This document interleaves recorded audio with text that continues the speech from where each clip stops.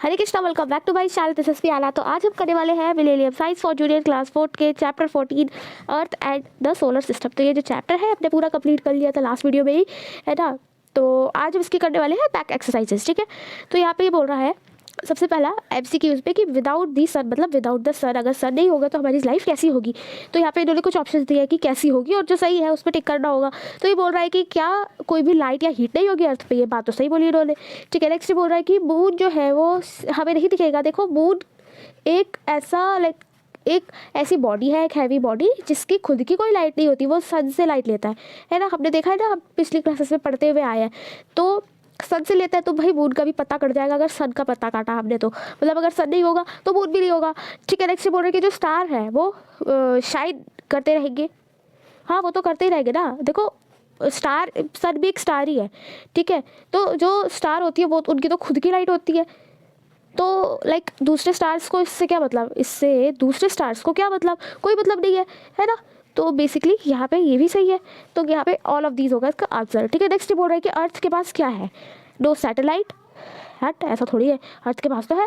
Next बोल रहा है कि 3 सेलेस्टियल्स, नो सैटेलाइट, 2 सैटेलाइट्स। तो देखो उसके पास एक सैटेलाइट है, ठीक है। तो ये 2 सैटेलाइट है। ये बोल रहा है कि 3 सैटेलाइट्स, मैंने सेलेस्टियल पढ़ दिया था इसे, ठीक है। ये बोल रहा है 1 सैटेलाइट और ये बोल रहा है 2 सैटेलाइट। तो एक सैटेलाइट है, वो कौन है, वो है हमारे मून, चंदा मामा है, ठीक है।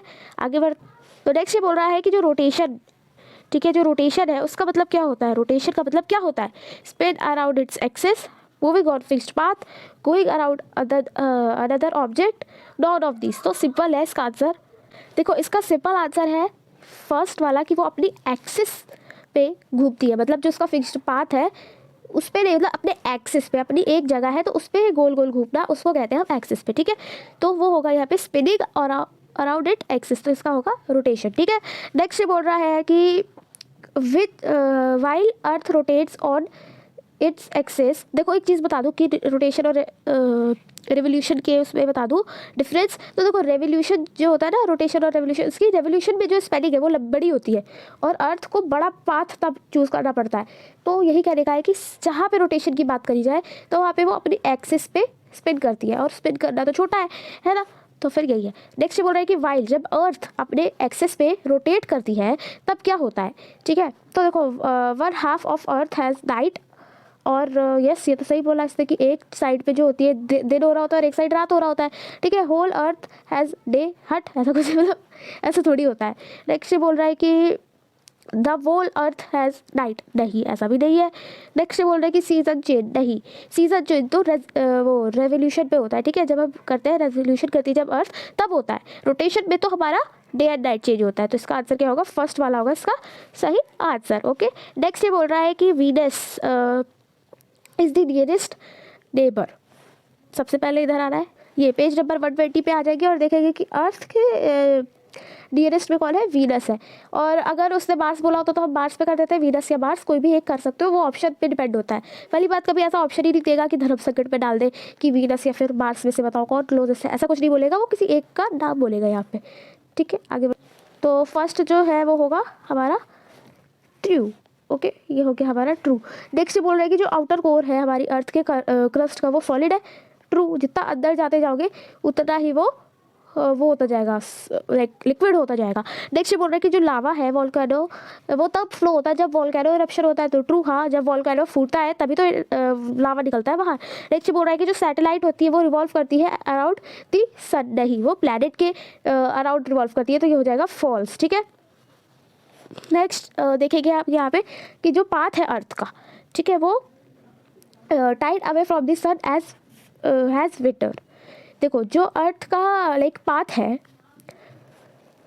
द पाथ ऑफ अर्थ टाइड away from the sun has winter, मतलब यहाँ पे इनके ये कहने का है कि अगर यहाँ पे ये सन है, ठीक है, तो सन से जब ये दूर जाता है तो जो एरिया अर्थ का सन से दूर जा रहा है ना, वहाँ पे क्या होगा, वहाँ पे शुरू हो जाएगा विंटर। जैसे अभी विंटर चल रहा है ना, क्यों चल रहा है, इसी रीज़न से ही चल रहा है विंटर।